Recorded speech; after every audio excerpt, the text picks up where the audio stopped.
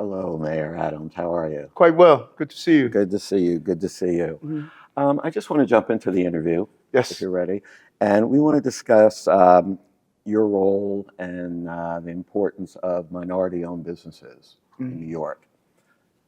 Where do you see how is that part of your goal, your aspirations? Well, Are Black businesses getting contracts? it's part of our overall plan. And what is so important for New Yorkers in general, but specifically Black and Brown New Yorkers.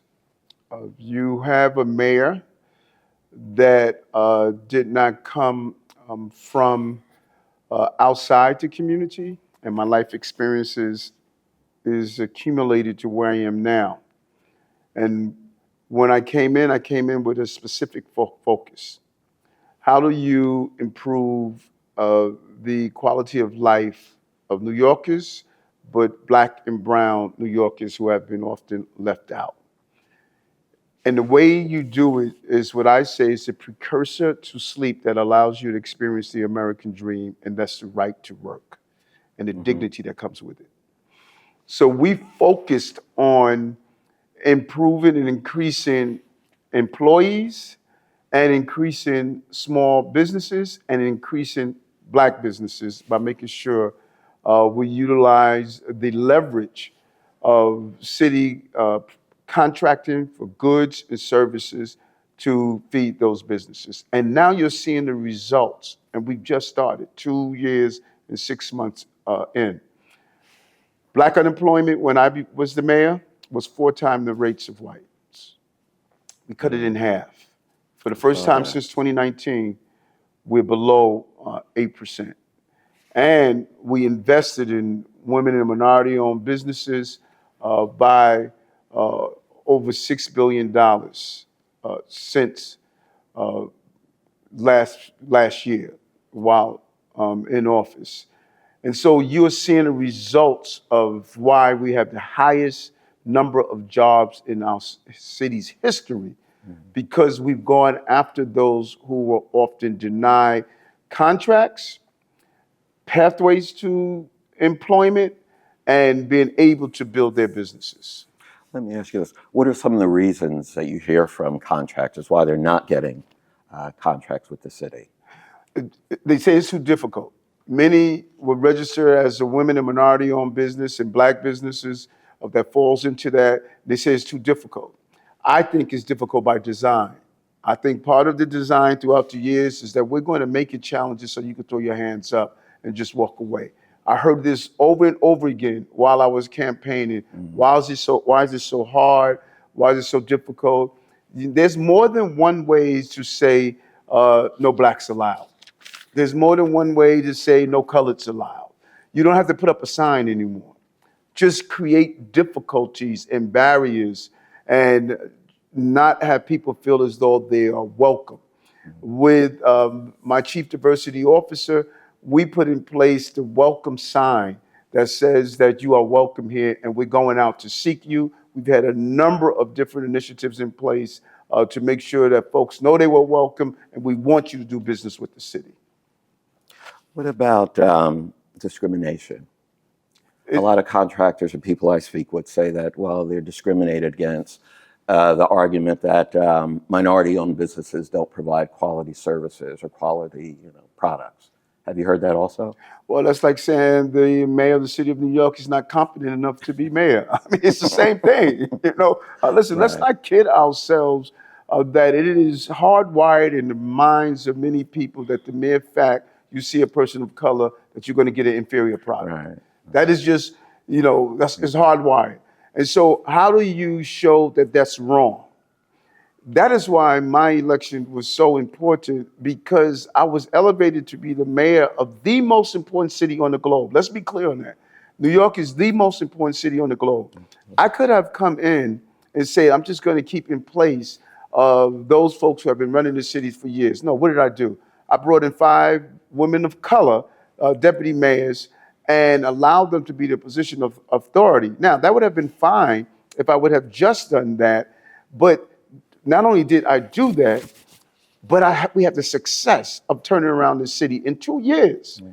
So when people say that black businesses give an inferior product, and they see how we've turned a city around in 2 years, it starts to signal of really reprogramming people that because when you walk into the doctor's office and you see a black doctor, you're not all of a sudden saying, oh, wait a minute, I'm gonna get inferior care. Right. When you walk into a CPA office and you see a CPA, you're gonna get inferior care. My role as being elevated to be the mayor of the city of New York is an elevation that is going to say we're reprogramming people. There's quality that comes with diversity and particularly with black folks. We know how to run complicated situations. This is the most complicated city on the globe. 8.3 million people with 35 million opinions. Everybody got an opinion in New York. And in spite of that, we've been able to turn around this city in 2 years. Excellent. Let me follow up on something. 2 years ago, I wrote an article about how the city is no longer doing business with Wells Fargo Bank because of some issues. Can you give me an update on that, what the status of that whole situation is? They got to get it right. Wells Fargo's, they must get it right. It can't be symbolic. I don't want journal ads. I don't want you coming to our, our businesses, come to our annual dinners. You need to do all of that. You need to look at black publications, and you need to make sure match with those journal ads. You need to go to those publications and say, we want to put $1 million into you holding seminars of identifying of black entrepreneurs to go after first-time home buyers. Because these black publications are reading the black audience, and we need to make sure that what they're doing can be just a symbolic gesture. Don't give me one full-page ad and say that's a wrap. No, we need a real partnership that's respected and that's healthy. And I think Wells Fargo, with the right leadership, they can move in the right direction, because we cannot deny what has happened in the past, but we can fix what the future is going to look like. Absolutely. Okay. So this is congestion pricing. Congestion pricing, yes. Right. I thought it was smart of her to do an analysis. We recovered all of our jobs, private and public sector jobs. We have the highest number of jobs in the city's history right now. We have the highest number of small businesses in the city's history. A third of them took place under this administration. And we need to continue that recovery.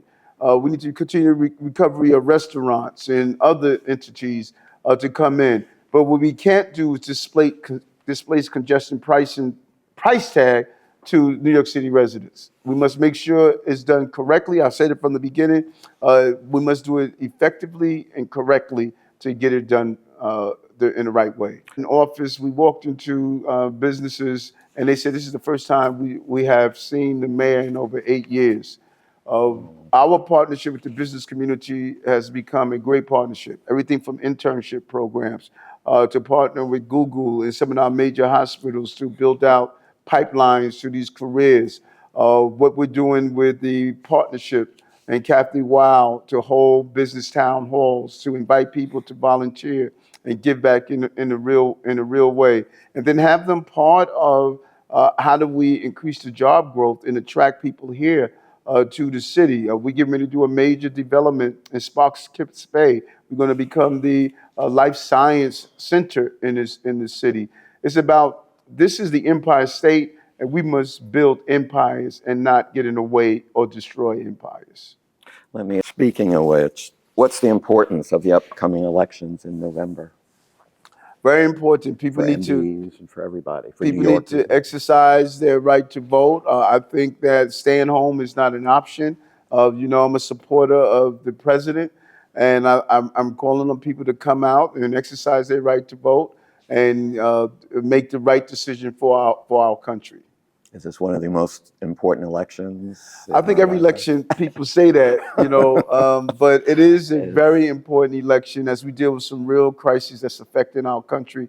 Everything from migrants and asylum seekers, which many of our community residents talk about, down to the continuous recovery of our economy and how we're going to deal with some real global challenges. This is the largest shifting of humans across the entire region, particularly in our hemisphere, as well as those who are coming from Europe and the continent of Africa?